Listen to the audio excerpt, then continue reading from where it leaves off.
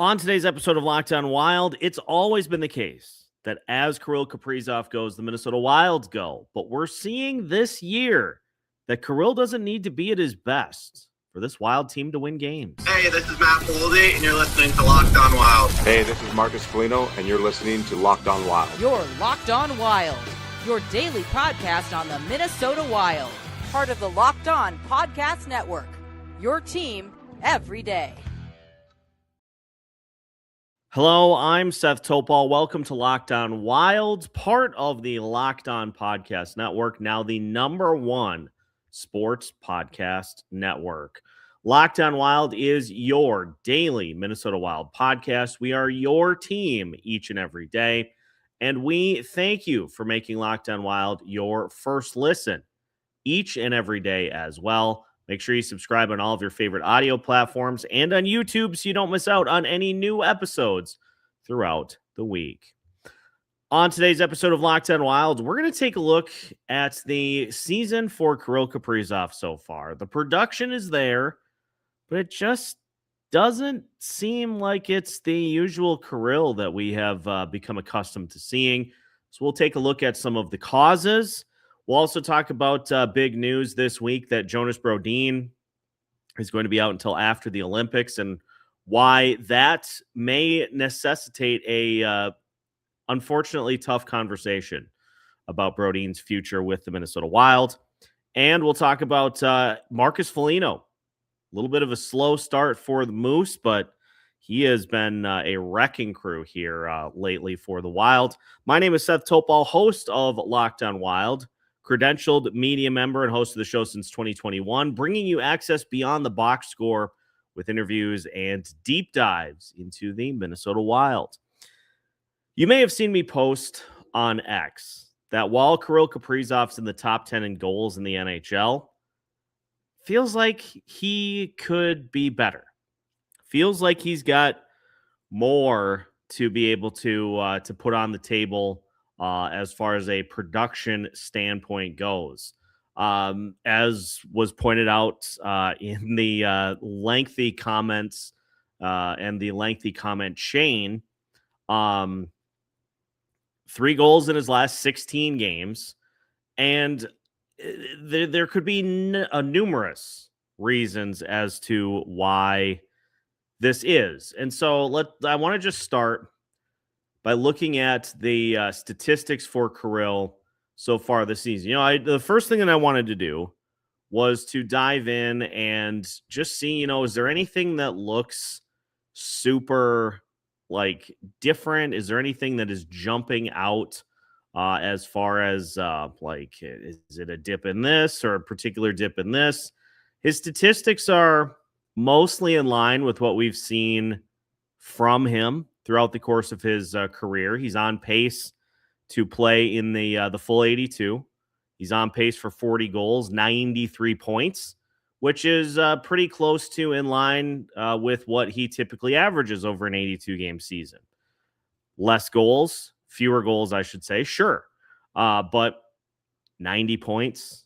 He is facilitating more here recently than he has previously, but his shooting percentage would be a career low this season, but the shots on goal are there. The attempts are there. The time on ice is actually a little less than it was last year. And so all of the metrics, all of the standard stats line up pretty closely with what he has done throughout the course of his career. Consulted NHL Edge and looked at some of the other things. Is he moving around as much as he typically does? Is he skating as fast as he typically does? And all of those metrics check out as well. He is skating, or he's moving around as much as he has pretty much every season of his career. Now, the speed has dropped a little bit as far as the maximum speed on the ice and the different speed bursts that he utilizes during games. So there's been a little bit of a drop there. And as far as speed of his shots, there's been a little bit of a dip in that aspect as well. So sure, you would expect that a guy who is 28 going on 29, you would expect that you would see you go up the hill all the way to a certain point, then you get to your prime, and then it starts to kind of come back down the other side of the mountain. None of that jumps off the page as being crazy, but we're just, it seems like we're seeing this more with the eye test than we are with the actual statistics. And it just looks like, he is, I don't want to say content, but it looks like he is more prone to set up a teammate for a shot than take the shot himself. And there are a couple of reasons, there are a couple of things that could speak to this. The number one thing that you wonder when a player just doesn't look right is if there is any sort of an injury.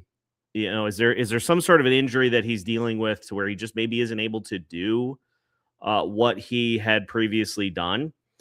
And that certainly could be the case. It's possible that he has been dealing with an injury that just has led him to not be able to contribute like he typically does. He is somebody who, up until this season, let's remember that pretty easy method to slow the Minnesota Wild down as a team is if you stop Kirill, you likely stop the Wild. And up until this year, that has rung true pretty consistently.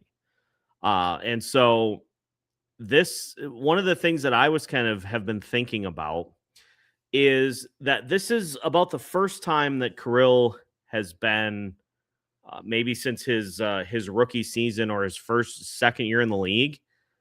This might be the first time that the Wild have fielded a team that had players that were capable of stepping up and taking the lead to where he didn't have to be the one to do it. The reason I think that Kirill put up so many of the numbers that he has is because there was nobody else on those teams that was capable of standing in and stepping up to the plate. Now, we've seen Matt Boldy ascend to the point that he is basically a point per game player and has become a dynamic scorer for the Minnesota Wild. We have seen the addition of Quinn Hughes and his ability to set teammates up for some of the easiest goals you'll see. And so it's possible that we just have finally gotten to the point where the numbers are dropping because the team around Kirill is better. And we saw a great instance of this in the game against Montreal. I know the Wild ended up losing the game against the Canadiens, but think back to the Vladimir Tarasenko power play goal. They waited until the Canadiens started to really converge on Kaprizov and devote all of their attention to him. And then he was able to get the puck to Vladimir Tarasenko, who was able to finish and score the power play goal. So while it is possible that Kirill is dealing with an injury, I mean, he's got 7 points in the last 3 games. But again, 3 goals in the last 16. And that's all fine and dandy. But we have to go to the other side of this coin now.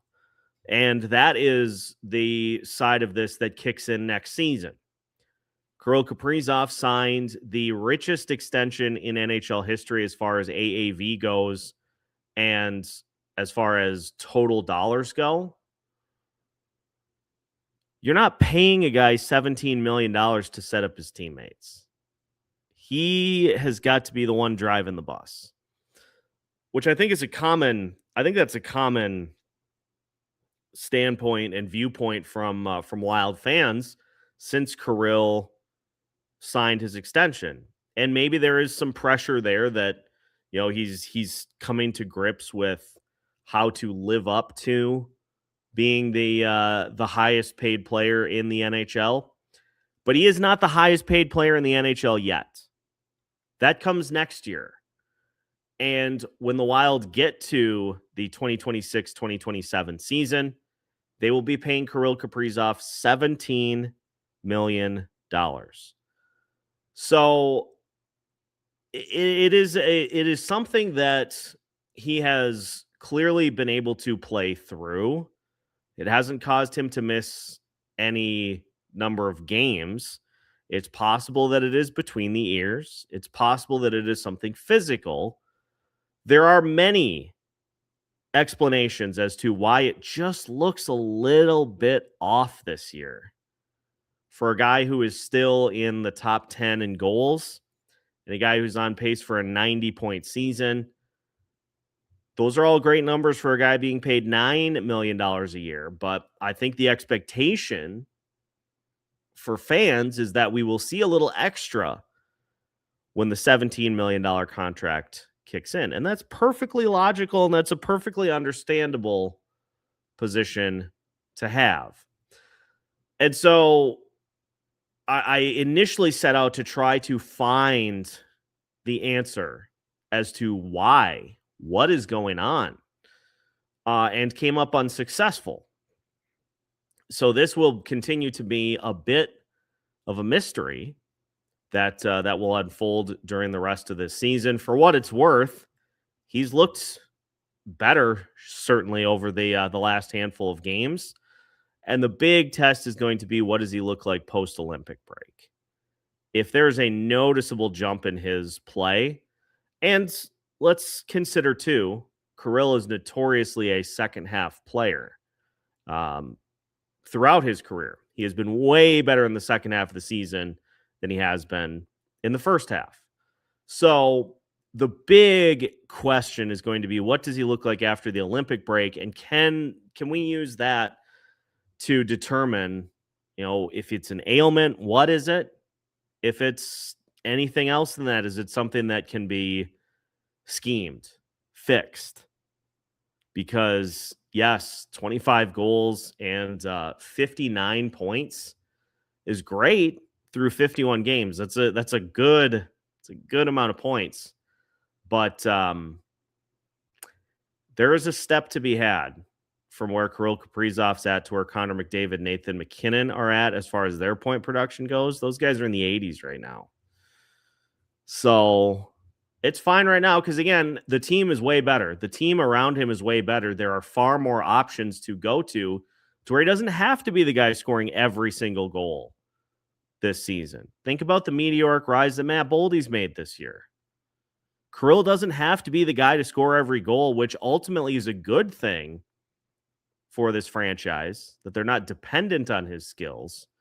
But if there is anything that looks like it's a little bit off, then the number is going to be pointed to is that $17 million price tag that kicks in next year.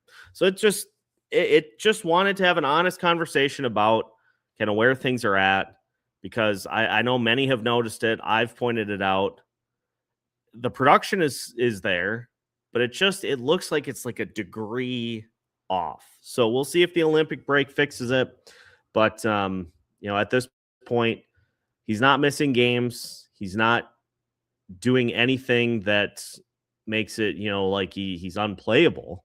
So it's just one of those things I think that you just kind of monitor as the season rolls along. Now, speaking of the Olympic break, the Minnesota Wild got a big blow on the news front this week that Jonas Brodin will be out until after the Olympic break, which means it may be time to start thinking about the future. We'll discuss as well as the potential to shore up the blue line at the trade deadline. That's all on the way as we continue today's episode of Locked On Wild after this. Today's episode of Locked On Wild is brought to you by Indeed. If you've ever hired someone who looked good on paper but wasn't the right fit, you know how important it is. When you want candidates who truly match what you're looking for, you need to trust Indeed sponsored jobs. Are you hiring? Indeed is all you need. Stop struggling to get your job post seen on other sites. Indeed's sponsored jobs puts your post at the top of the page and help you reach the right candidates faster. Instead of struggling to get your job post seen, Indeed Sponsored Jobs helps your listing stand out and reach quality candidates faster. According to Indeed data, sponsored jobs posted directly on Indeed are 90% more likely to report a hire than non-sponsored jobs. Spend more time interviewing candidates who check all your boxes with less stress, less time, and more results using Indeed Sponsored Jobs. Listeners of this show will get a $75 sponsored job credit to help give your job the premium placement it deserves at Indeed.com/lockedon. Just go to Indeed.com/lockedon right now and support the show by saying you heard about Indeed on this podcast. Terms and conditions apply. Hiring? Do it the right way with Indeed. Welcome back to today's episode of Locked On Wild. Once again, we thank you for making Locked On Wild your first listen each and every day. Make sure to like and subscribe on all of your favorite audio platforms and on YouTube so you don't miss out on any new episodes throughout the week. And if you're looking to take your Locked On experience to the next level, the Locked On Everydayer Club is just for you. We have information in the show notes, but Locked On Everydayer Clubs gives you an ad-free audio feed for Locked On Wild, compatible with Apple Podcasts, Spotify, and every other major podcast app. Plus an invite to the members-only Locked On Everydayer Club Discord server, which includes a group chat just for listeners of this show. Plus, you get a chance to interact with me as well. And there's also the all-access tier, which takes it to another level entirely with bonus content and a chance to interact with me one-on-one. So if you're looking to take your Locked On experience to the next level, link is in the show notes for the Everydayer Club and for all access. So the Wild earlier this week found out that Jonas Brodin is going to be out until after the Olympic break. Folks, let me make one thing abundantly clear before what I'm about to say. Jonas Brodin is a tremendous defenseman when he plays. Tremendous defenseman when he plays. But the second half of that statement is becoming more and more difficult to rely on. Those two things can both be true. You can appreciate what Jonas Brodin does on the ice, what he is able to do from a production standpoint, what he's able to do limiting players. He is Connor McDavid's sleep paralysis demon. When Connor McDavid is out on the ice, Jonas Brodin blankets him and shuts him down. It's that simple. But you can't help the team. You can't shut Connor McDavid down when you're not on the ice. And when you miss chunks of games every season. And I'm not talking about playing 70 games a season.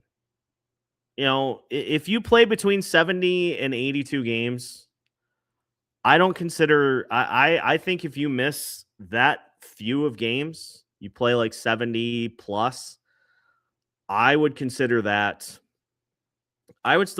healthy.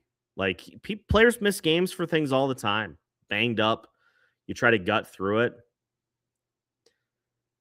But since Jonas Brodin last played a full 82, that was back in 2018, 2019.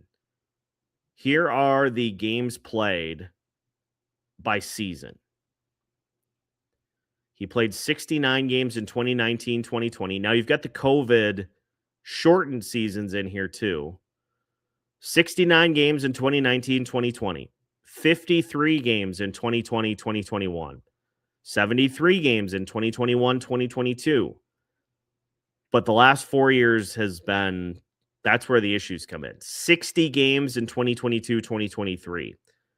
62 games in 2023, 2024. 50 games last year in 2024, 2025. And based on the fact that he has missed 8 games now this season, he is on pace to play. It's going to be close. He's on pace. You know, it's going to be in that same sort of range. But we're looking at another season in which you're going to be in probably the 50s as far as the games played go. He's on pace for 73, but you miss 6 weeks, and it pulls you down into the 60s and the 50s. So another season in which Brodin has not played above 60 games. I think it's time that you have to start looking at the contingency plans. And I think that's part of the reason that the Wild pulled Quinn Hughes in. Not only is he a tremendous talent, but he's also on the right side of 30. Jonas Brodin and Jared Spurgeon are continuing to get older. I know Spurgeon's production has been good again this year, and he has avoided injury. But Brodin has no trade protection and is on the book for 2 more years after this at $6 million a year. I think it's time that the Wild have to start looking at what comes next, because you have to get players that are going to play. And the thing about Brock Faber and Quinn Hughes, they play. They don't miss games. Your best ability is availability. And as tough as that is to say that there is a possibility that Jonas Brodin is no longer on this team, that $6 million comes in handy.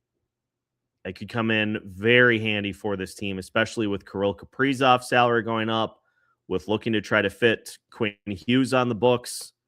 That $6 million is going to come in very handy. So it's going to need to be, I don't think there's going to be anything that happens between now and the end of the season. But if you're being a prudent GM, a practical GM, I think that is a conversation that needs to happen in the offseason. It's succession planning. Nobody wants to talk about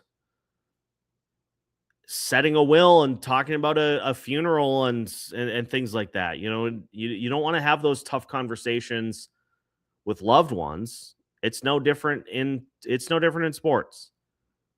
At some point it ends. At some point a player no longer plays for their current team, whether through retirement, through injury, through trade, through signing elsewhere. The end always comes.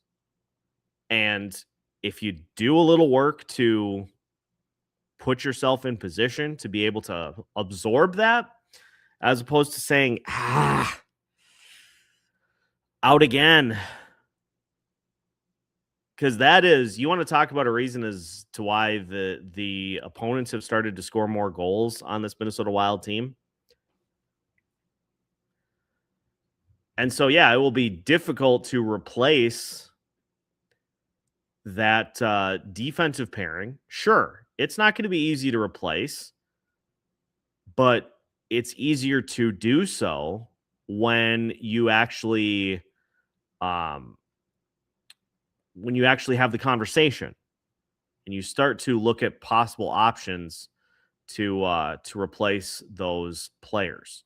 So Brodin and Spurgeon, they were giving up, I should say, 1.79 goals per 60 minutes against. And as far as D pairings that have played 199 minutes together, that is number 22 amongst D pairings. And you think about that, each team utilizes 3 D pairings. They have as good a numbers as pairings that have played far more minutes than they have. So you got to have the conversation, because your window's open and your best ability is availability. So that's a conversation more for the offseason, but that's a big blow for this Minnesota Wild team, which is why I also think this, Trav mentioned this in the comments, I think it would be prudent to take a look at a potential defenseman to add to this mix, just for some injury insurance. Maybe somebody that can produce as well, but got to get some injury insurance as you get closer to the postseason. So I think that should definitely be a target for Bill Guerin on the trade front. One area as far as playoffs are going, we talk about needing a little beef, needing a little heft. One player who has absolutely lit the puck on fire here lately after a real rough start to the season, and probably getting a little bit of the Locked On Wild bump as well.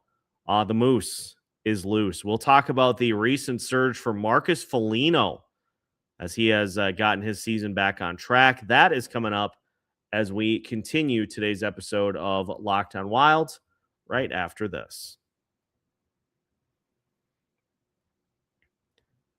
Today's episode of Locked On Wild is brought to you by FanDuel. Folks, FanDuel is officially in playoff mode. Every game day during the NFL playoffs, FanDuel is giving customers even more ways to get in on the action. Because right now, every NFL playoff game day, FanDuel users get a profit boost pack waiting for them inside the app. You can open your profit boost pack first thing on game day to see what boosts you want to apply. The boost gives you more juice on the bets you already like instead of forcing you to get something new. Every play feels bigger, and the boost make your bets feel that way too. You make your picks, then you apply your profit boosts to go even bigger payouts while the playoffs get rolling. So visit FanDuel, an official sportsbook partner of the NFL, and grab your profit boost pack every NFL playoff game day. Welcome back. Final segment of today's episode of Locked On Wild. Once again, we thank you for making Locked On Wild your first listen each and every day.